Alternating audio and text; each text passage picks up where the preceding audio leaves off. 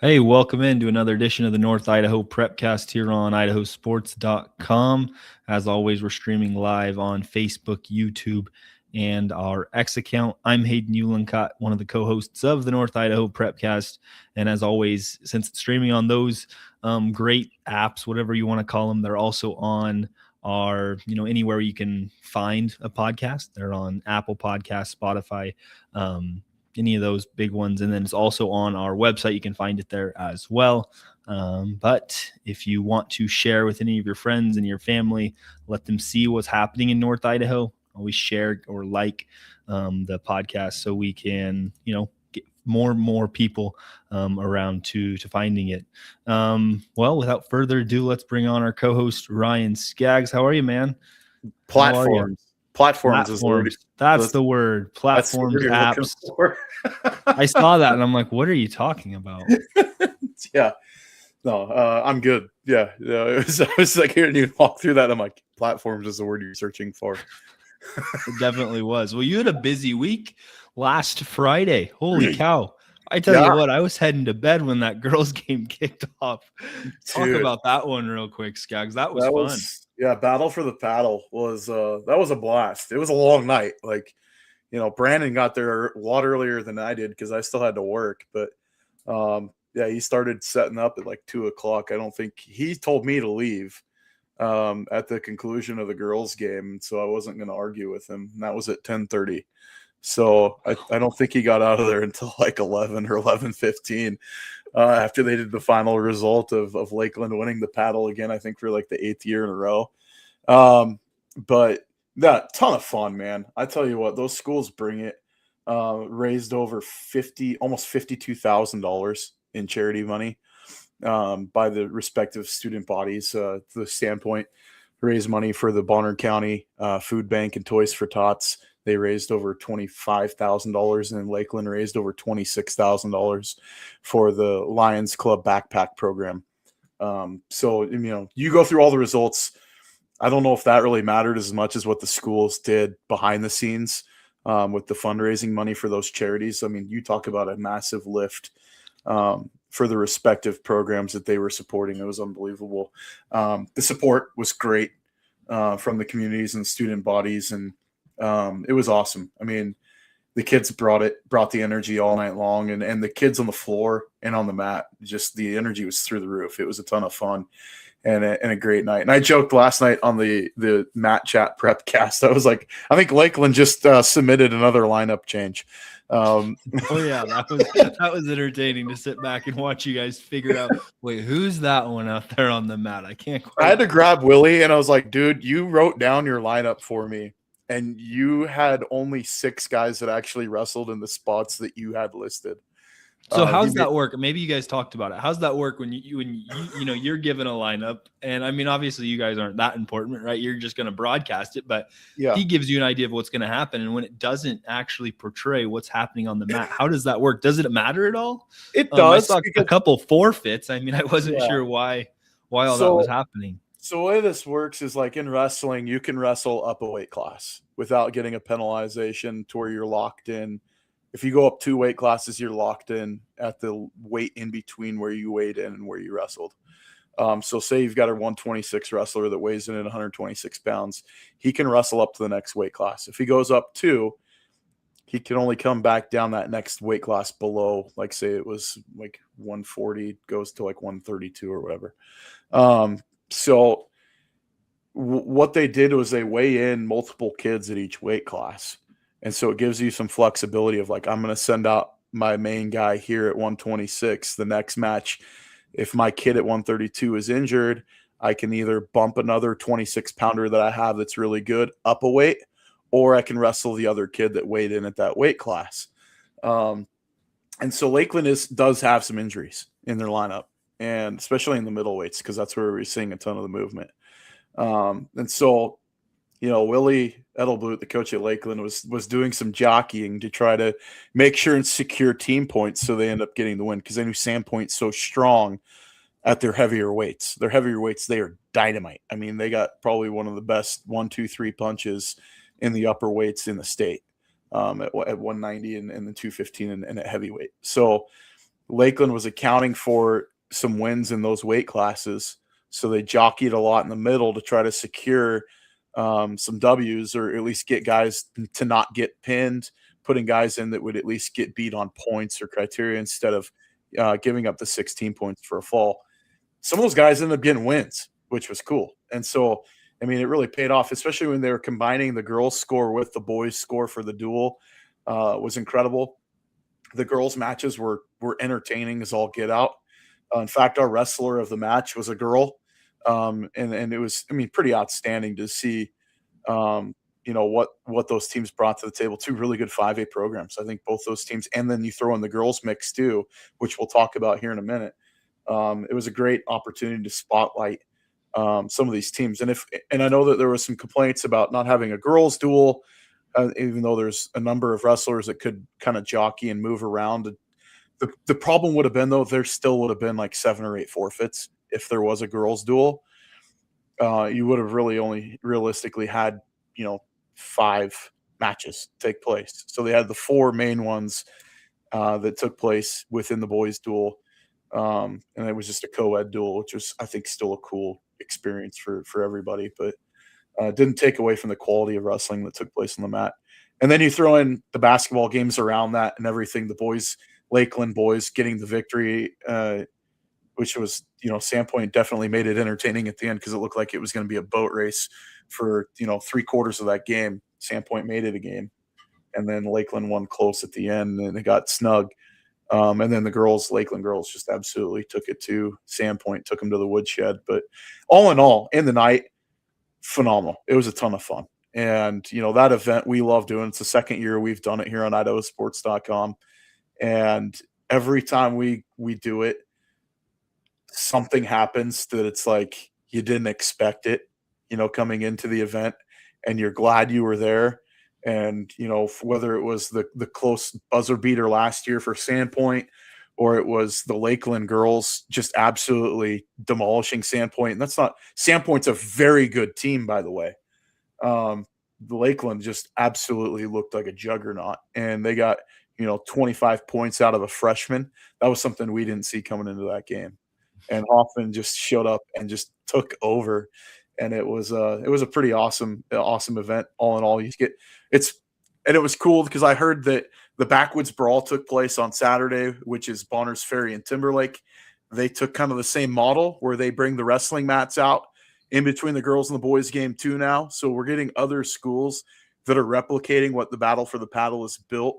And I think statewide, it's a great idea to have this happen. I think it just makes for way more entertaining night. It's a ton of fun.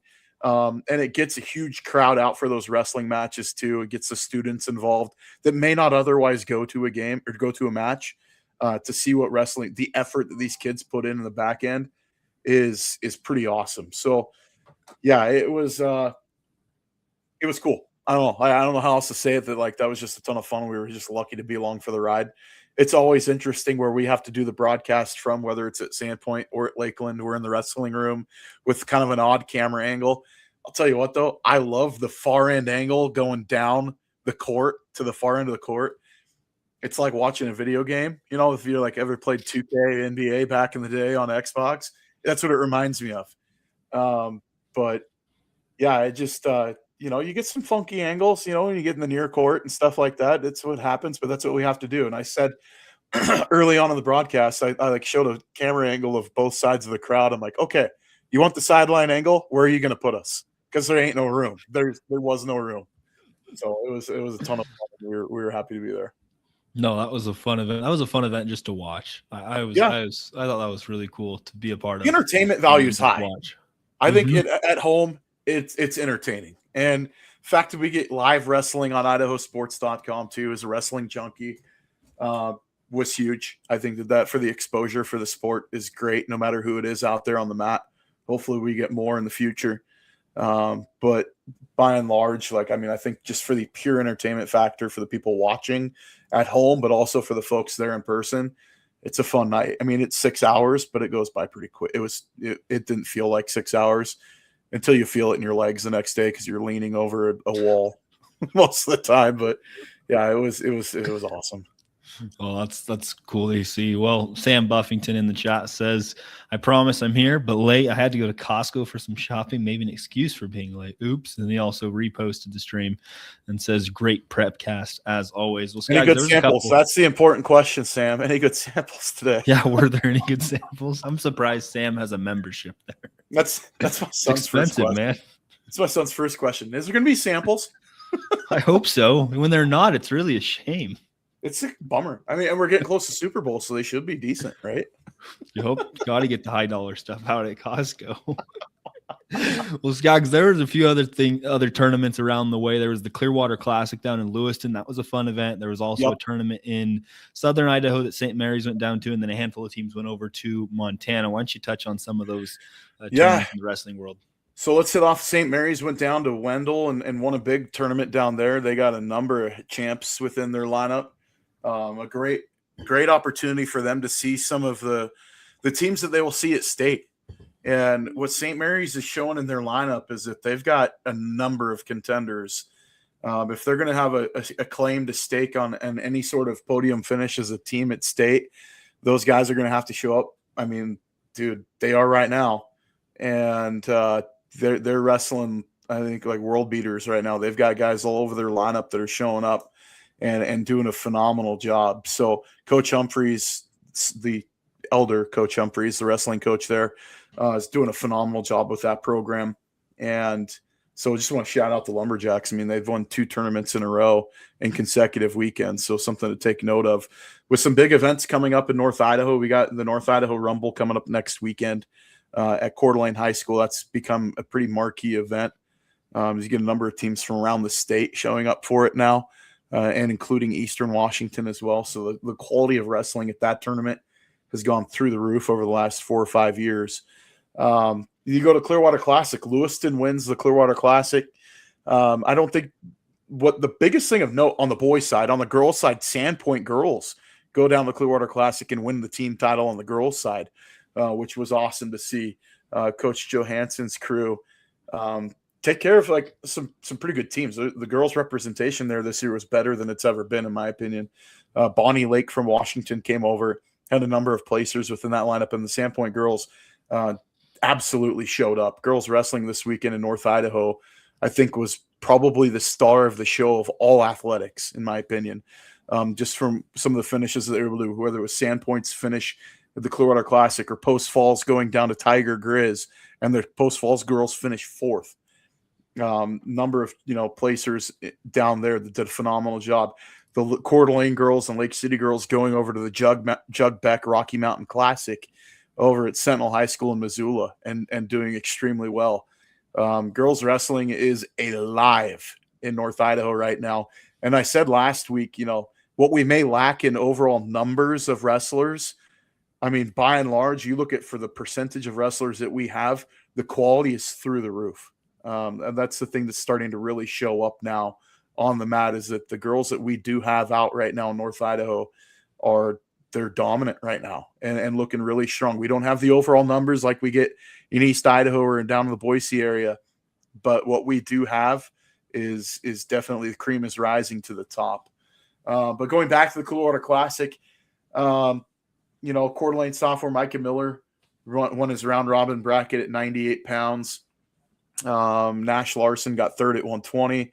Riley Berger was 3rd at 175 for the Vikings. Drake Spielman was 3rd at 190. In my opinion, though, all eyes were on Parker Bagley at heavyweight. What he did, he was outstanding wrestler of the tournament. He was on the mat under 3 minutes the entire tournament, and ended up winning the title at 285 pounds at Clearwater Classic. He was a freak, man. He absolutely is just starting to come into his own. We know how good he is at football. I mean, you talk about a guy that's taking to wrestling. He's like a duck to water, man. Parker is just – he's so fun to watch as a heavyweight because he's such a good athlete. What he's been able to do on the mat's been super exciting to see. I do know that from Post Falls, Xander Scholes, I think, took second at Tiger Grizz, which was a great finish for him. As in the comments, Parker went 6 minutes in his last match. So I stand corrected. You're wrong there, Skaggs. Yeah, I was wrong there. I apologize.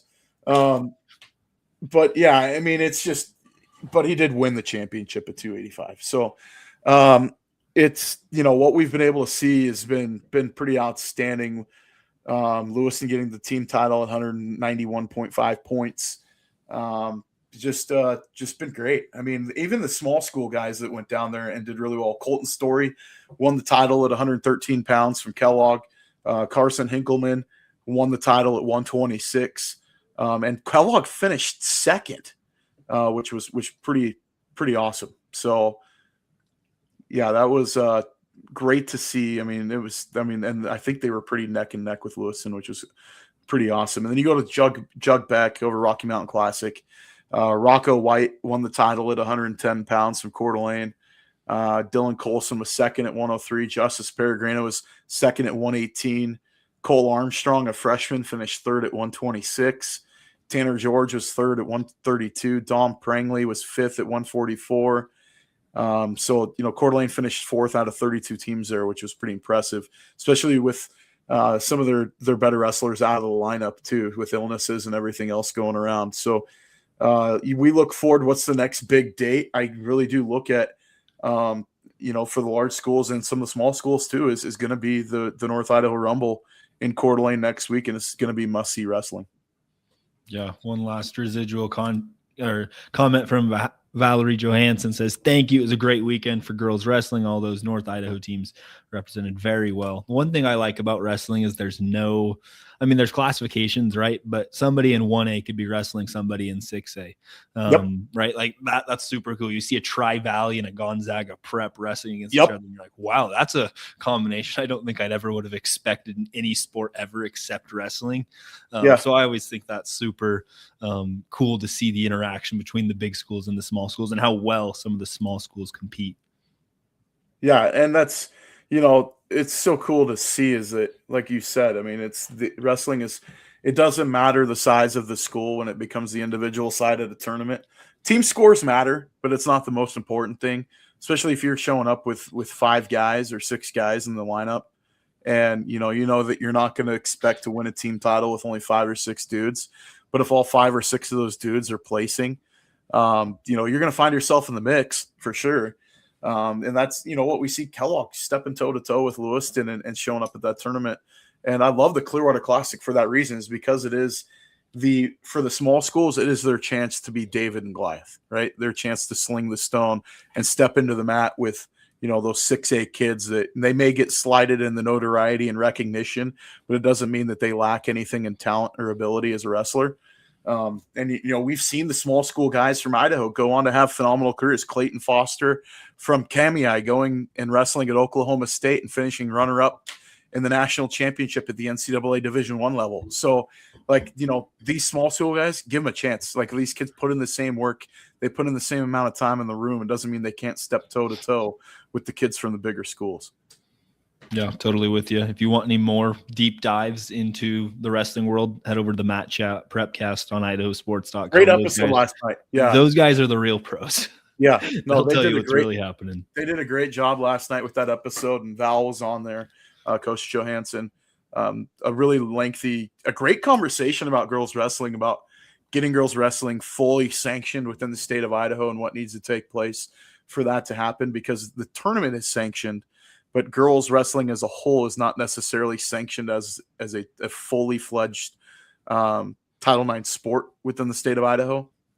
So there's a lot that goes into that behind the scenes, and that's a whole nother discussion for another day, because that goes into coaching and participation numbers and everything else. But it was a great episode last night. I thought they did a phenomenal job touching on the important things about, wrestling within the state of Idaho. The coolest thing about wrestling is too, and I love this, the fans are fanatic, right? They love their teams, they love their kids, but they also root for other kids around the state too.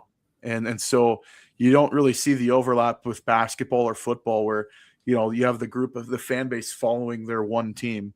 You see schools and fan bases start to follow kids from other schools too.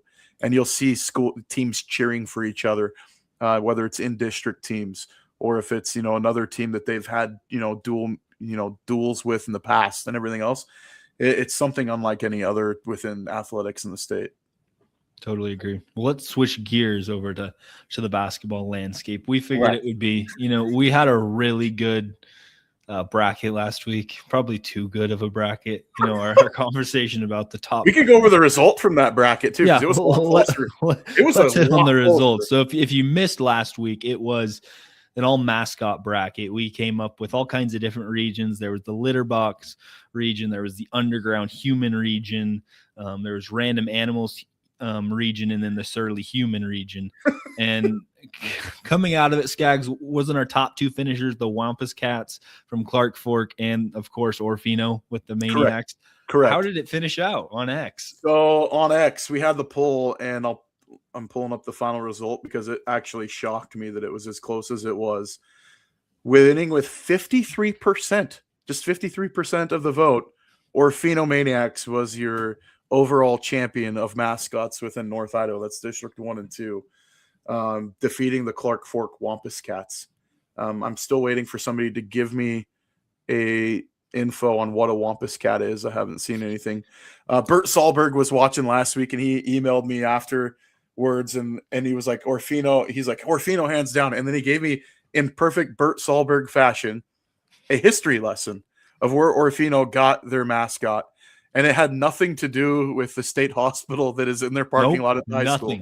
Had nothing to do with it. It was 100% predicated on they played Kamei in a game way back in the day, and in the newspaper it said they played like a bunch of maniacs, and that was their mascot from then on out. They just started calling themselves the Maniacs, and it stuck. That's really ironic because I told my wife about it. My wife's actually an alum from Orfino, and she was like, Orfino's the best mascot. And I was like, yeah, because they're a bunch of maniacs. She's like, no. It's because they play Kamei. I was like, you're making this up. There's no way you actually know that. She's like, no, I'm telling you, that is the truth. That is gospel for why we have our name. And I'm like, you're kidding. So, of course, Bert solves it. He proves why truly the Maniacs or why they're called that. It's not because of the state hospital. I love it. Well, this week, it's just an awesome coincidence. We'll just leave that there. Right. That's a better way to put it. It's a great coincidence that a state hospital is, 100 yards from the high school. But yeah. So yes, your overall champion for 2026 for the mascot in the state or the Northern Idaho is the Orfino Maniacs. Maybe we'll put our heads together with one of the area Prepcasts, and we'll do a statewide mascot vote because there are some other good ones around the state, I will admit. But I mean, when your mascot's a giant potato, that's pretty awesome. I'm not gonna lie. It's hard to beat the rest. It's hard to beat them. So this week we decided to put together just state basketball for the girls to see, if the state tournament was to start today, what would the brackets look like? This is based off of Brandon Bainey's bracket breakdown, or his breakdown over the basketball week. Each week he does a breakdown on Idaho Sports. It's a good article. You should check it out. But he gives his idea of the projected teams that he thinks are going to be in state. Yep. And then Max Preps also has their rankings. Yeah, so it's based on the allotments from the state, the IHSAA, and Max Preps, and then taking the overall leaders in each individual conference as they stand right now. This is what it's predicated on. So if you're going to get mad at us, don't, because you don't have an argument right now, because this is completely and totally hypothetical. So yes. And we didn't even make our picks. So you can't get mad at who we picked was the winner. No, this is just purely Max Preps. So yeah, go for it.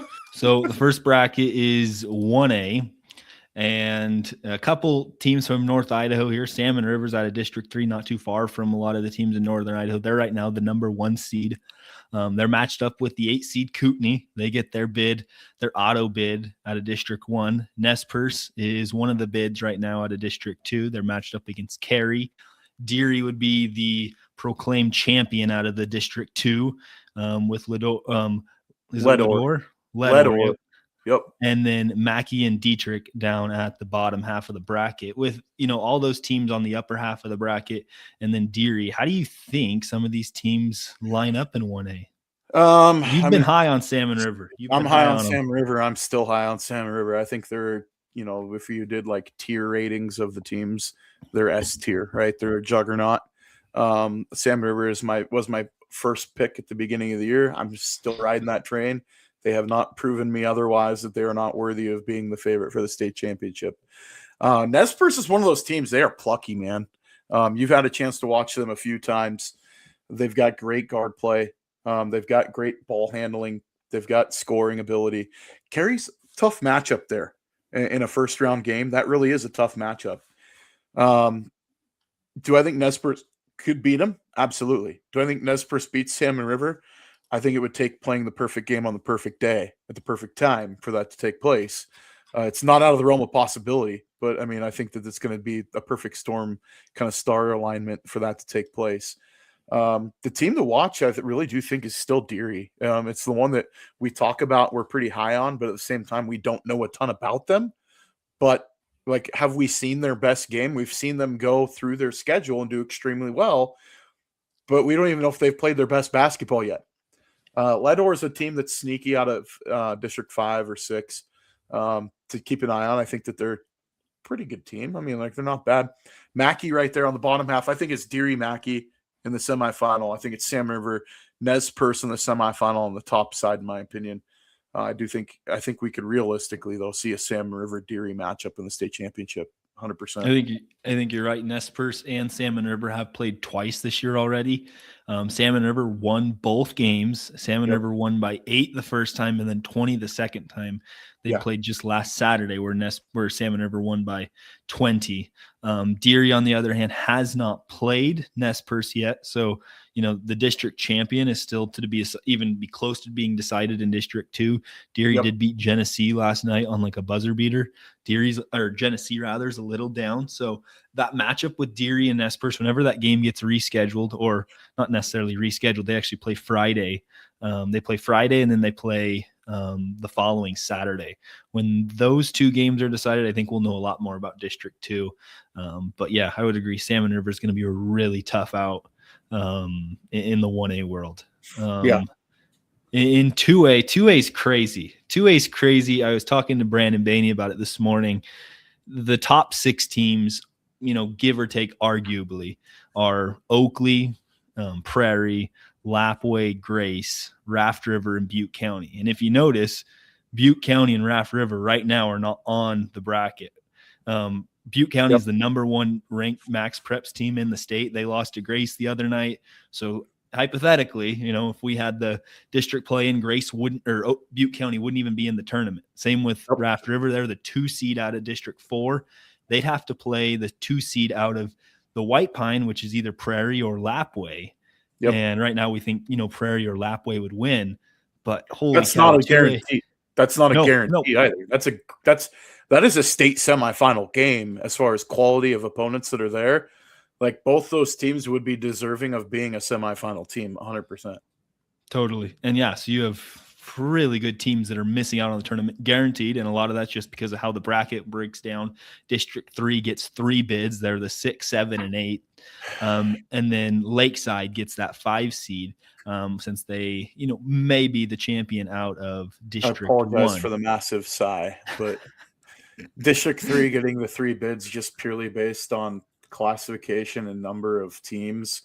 I mean, I can't wait for this to go away fast enough to where we actually get like seeding, or we get the extra week of everybody has to play the play-in, kind of like what they did with baseball, where they added the super regional for baseball. They're going to kind of do the same thing with girls and boys basketball, of expanding the state tournament.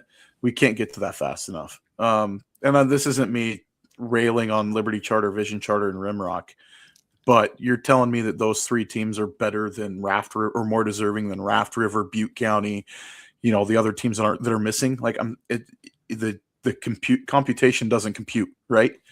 Or even I would throw in Kamiah, like another team out of the north that is probably would make a better bracket than what we're seeing here. I mean, it's hard. And I know that we have to go based on the allotment of teams within the district. That's what they've done forever, and they're going to, do this year. But we've got to get away from some of these auto bids just because there's 7 teams in your league. That I know I'm trying to mince my words well, but nobody wants to see a team in the first round lose by 40 like that, because realistically, that's what we could see with the Vision Charter against Lapway. Nope, you're spot on. I think it was last year. Brandon brought up the comment. So not to throw shade at Brandon. Brandon brought up the comment that he doesn't know if District 3 has won a game in the state tournament outside against their own conference in, I think it was 10 years, maybe more. Yep. Yeah. And that's kind of just fact at this point. And so it's hard to, look the other way when you have really good teams that are missing out. But I kind of think at this point in time, you're going to have Oakley and Grace at the top of the bracket, and you're likely going to have Prairie and Lapway at the bottom. And at the moment, I think there's a really good chance you'd see Oakley and Prairie in the state championship with a rematch just because of how well Prairie's played lately. But Lapway is also a really dangerous team. They have a really high ceiling with how well they can shoot the ball. So that could be, totally up for grabs. The thing that we could see too is if Lapway runs the table the rest of the way, they could find themselves very realistically on the 1 line. That's true. So, I mean, with only one blemish on the record, and that's the loss to Prairie. And I think Lapway has the highest ceiling of teams in the North and 1 or 2 of reaching the top seed line. Prairie still got room to climb too. They could find themselves in the 2 line. That's not out of reach either. Oakley's got some difficult games.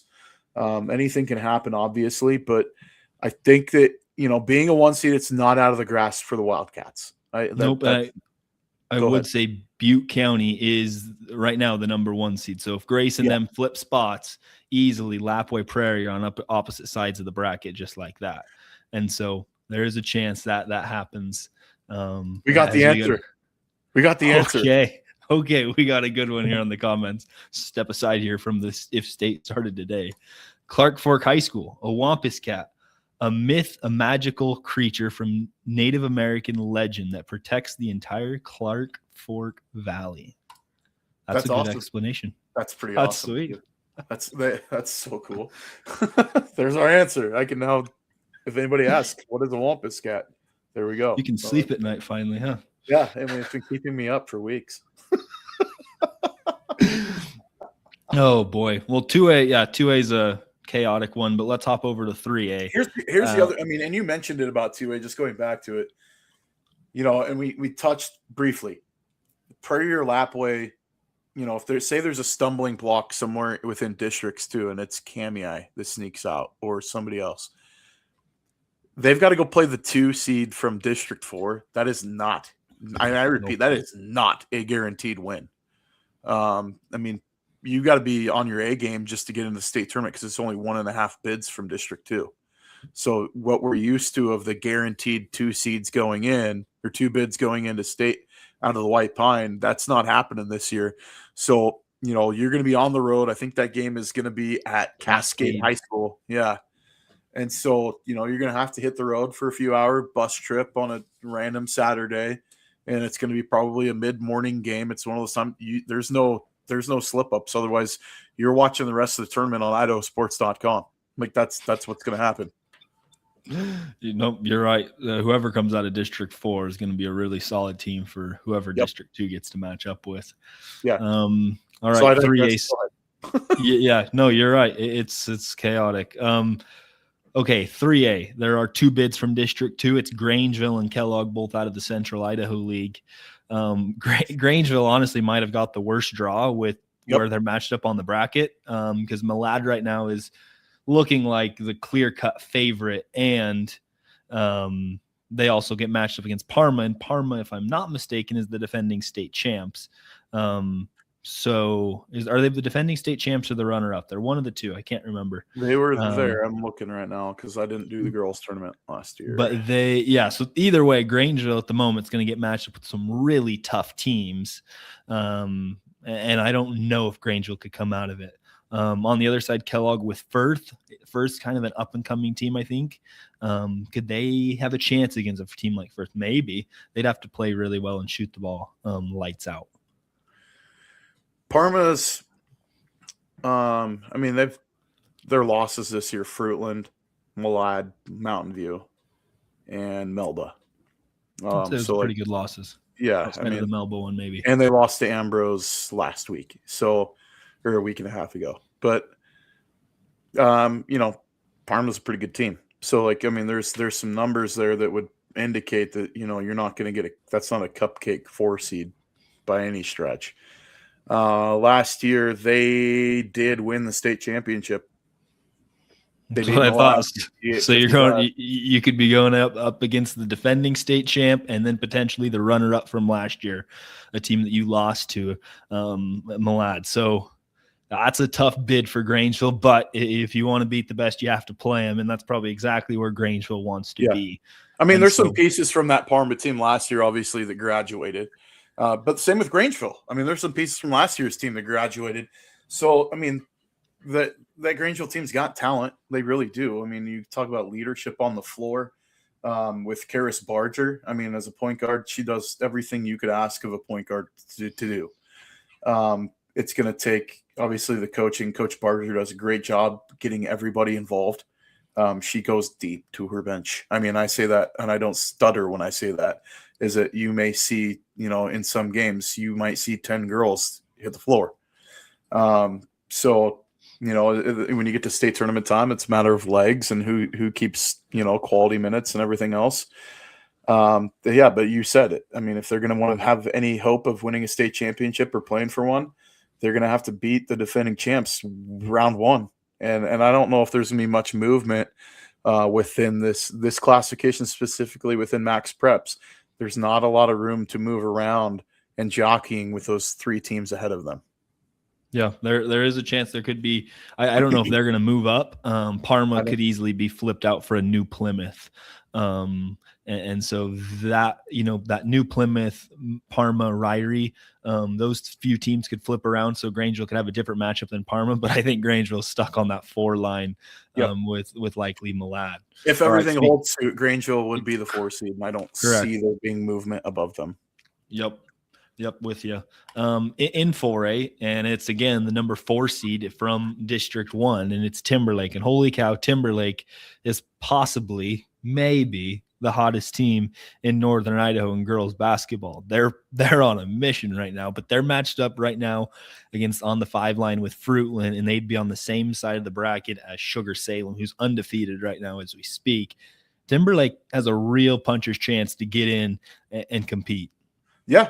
Especially now that they're at full strength in their lineup, they've got everybody eligible. The transfers that were waiting for practices and all that stuff that were legit. I mean, look at their lineup; they get production out of the freshman that's averaging double digits points.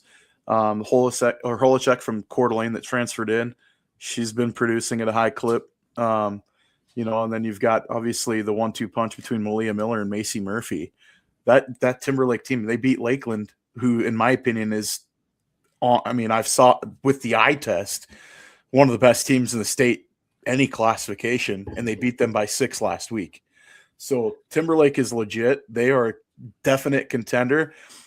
Timberlake's got some room. They could climb. That's the other thing too. If they run the table, which we looked at their schedule, they very easily could run the table on the remainder of their schedule and find themselves, they get the District 1 gets the auto bid in girls, but not in boys. They're going to be in the tournament if they win districts, obviously, with Bonners Ferry. They flexed on them pretty hard on Saturday. That's a team that could see some movement, possibly going to a 3-line. So if that happens, especially if there's any slip-ups the rest of the way for either a Marsh Valley or a Bear Lake, that's a team that could end up finding themselves on the opposite side. And if they're a 3 seed, I'm telling you, I wouldn't put it in pen, but that's a team I could see playing Saturday in the Idaho Center for a state championship. You got the coach, all the boxes check. You've got coaching, you've got size, you've got scoring, you've got a point guard, you've got defense. The stars are aligning. This Timberlake team has only gotten better as the season went on, and they're looking really, really strong. Yep, with you there. If it wasn't for Timberlake's kind of slow start, I think the 3 seed would almost be guaranteed. I think there's a real chance Timberlake ends up on that 3 line. Just with the Marsh Valley schedule, they still have to play Bear Lake twice in the next 2 weeks. They play them tomorrow. Marsh Valley does, and so Bear Lake's a really good team. I don't think that's a fluke. So there's a chance Timberlake could be moving up. All right, 5A. 5A is a fun one, Skaggs. We kind of get to flex our muscles a little bit. Number 1 and number 2 right now are Lakeland and Sandpoint. Lakeland gets matched up with BK, and then Pocatello and Blackfoot are on their side, and then Sandpoint's matched up with Columbia, and then have Mountain Home in Jerome. Sandpoint did play Mountain Home earlier this year in that Title I Classic tournament. back in That's a December. game they want back. And they lost it. Yeah, by 3 or 4 points, and they easily could have won. That was a dogfight with Mountain Home. Mountain Home was kind of the favorite coming into the year of who was going to be the top team in 5A. It looked like it was Mountain Home. But lately, Lakeland's been tearing it up. We talked about them in the battle for the paddle. But what are the chances that these two teams meet on Saturday in the state championship? I think Sandpoint as a 2 seed has a very favorable road. If you look at that bottom half, if that's what plays out, that's a pretty favorable. And I don't know if, and I've talked to Sean Kane a little bit about this too, because he gets so many eyes on the teams in East Idaho. But he's like, there's no clear-cut favorite in East Idaho, but there's some decent teams. Like Blackfoot's a team to keep an eye on that can get sneaky on somebody. So that's something that, Lakeland at the 1 seed, I don't think there's any favors with the 5-4 matchup below them.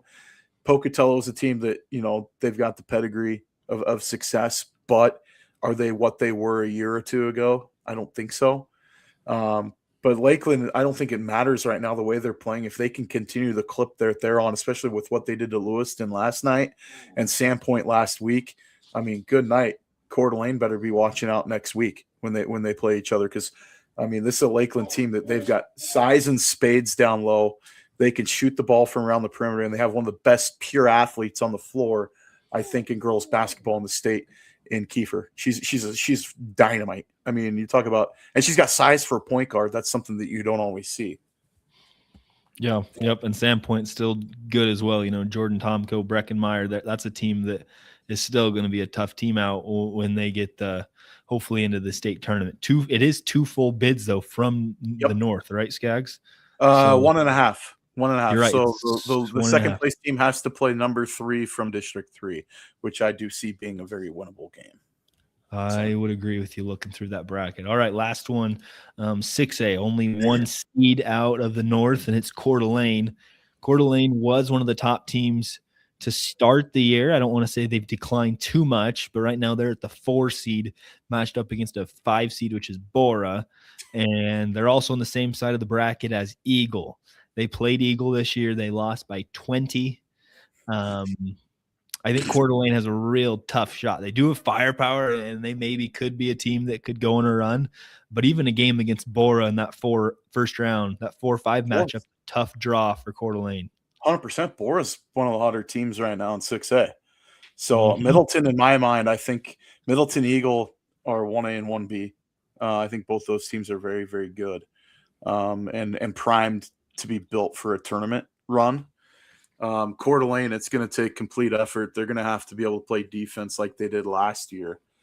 They're going to need the scores. The stars have to be stars. If they have an off night from Colvin, I don't know if there's enough within the bench to make up for that.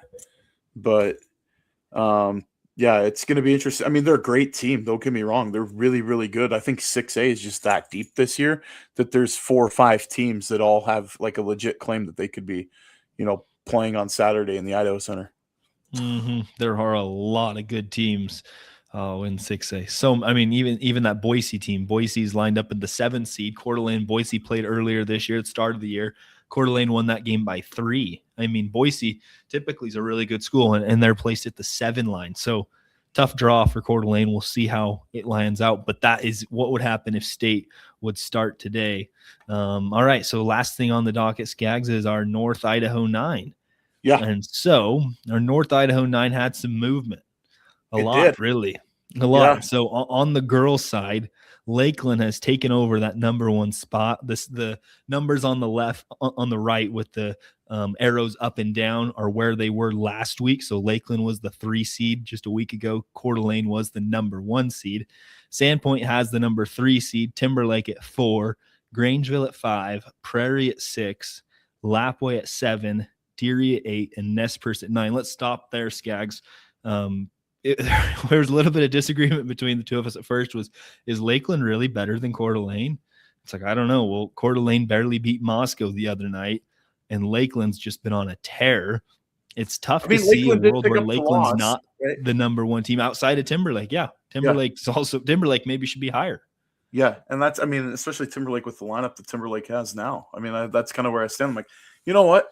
It's our rankings. I don't care what other people think. So, if we want to put Lakeland at 1 right now, based on what I've seen with the naked eye, like I've seen Coeur d'Alene play, I've seen Lakeland play, I've seen Sandpoint play. It's like out of those two teams, what team has been the most impressive that I've seen in person? Lakeland. Mm-hmm. And so yeah, I mean, right, for me right now, it makes sense. Tuesday next week or whenever the Coeur d'Alene Lakeland play could change my mind. Like Coeur d'Alene could beat them by 15. Well, guess what? We move those around. But as it, coming out of last week, the 6-point loss I look at, I think it says more about Timberlake than it does Lakeland. Timberlake's one of those teams I don't want to play them right now. They've won 6 in a row and they're on fire. And they do not look like the same team that they did in early December at all. So yeah, that Tigers team is, if I'm statewide looking at 4A right now, I'm watching film and I'm saying, oh crap, because that's how good Timberlake looks right now against some really good opponents. Yeah, the other fall on the girls' side was Lapway dropping down to the 7th seed after their loss to Prairie. We didn't touch on that really. Lapway, or Prairie rather, won that game by, I think it was 23 points. They were up 30 at one point in that game. That's a remarkable turnaround for Prairie, just of how their season is kind of not that they've had a bad season. I mean, their only losses are really Grangeville and Lapway. But they made a statement to Lapway in Lapway, and I thought that was just super impressive. Yeah, and it's hard to put them above Grangeville. Yeah, and you could bring in Jonathan Rubin's comment, like, because I think this plays. Like, I mean, Lapway and Prairie are the two top-tier coaches, and they do. And it's always a great game between the teams, and hope to see them both represent District 2, which I do think will happen. But, I mean, Prairie, I think, really made a statement in that win, like you said, down in Lapway, winning on the road in that environment. Lapway's gym gets nuts there. It's loud. It's the nicest 2A facility in the state, I would easily say without question. But yeah, it's just the crowd brings it, and there's always energy within the building, especially in a top flight game like Prairie and Lapway, two teams that just don't like each other. I think they respect each other, but I don't think they like each other. I would agree. Let's say this. The gym was very quiet on Thursday. It was oddly quiet. And so I think that says a lot of how well Prairie played. Now, can they keep it up? I mean, literally a few nights before they played Grangeville, almost had 30 turnovers and lost in overtime. So I don't know. There's a tale of two halves for a team like Prairie, but right now they've played well.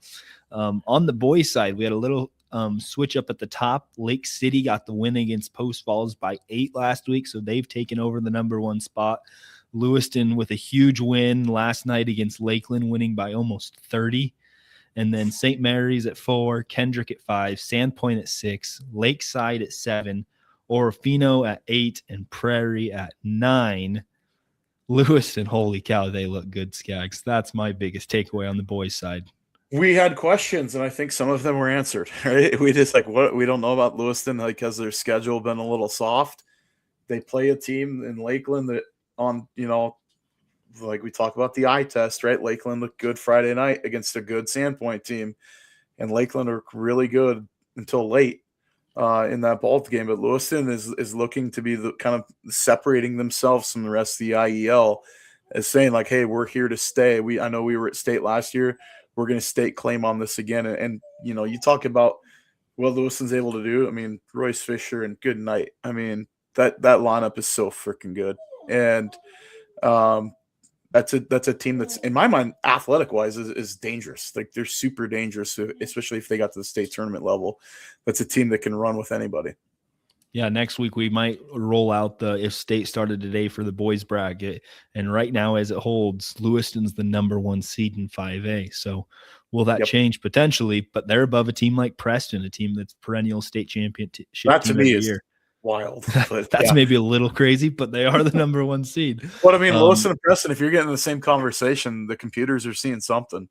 So yeah, you're spot on. Sandpoint and Lewiston do play this Friday, I believe, and so that's going to tell you more about where Sandpoint lines up with Lakeland and Lewiston. The team that for me kind of looks real nice too is that one sitting at the 4 spot right now. They got a huge win last night.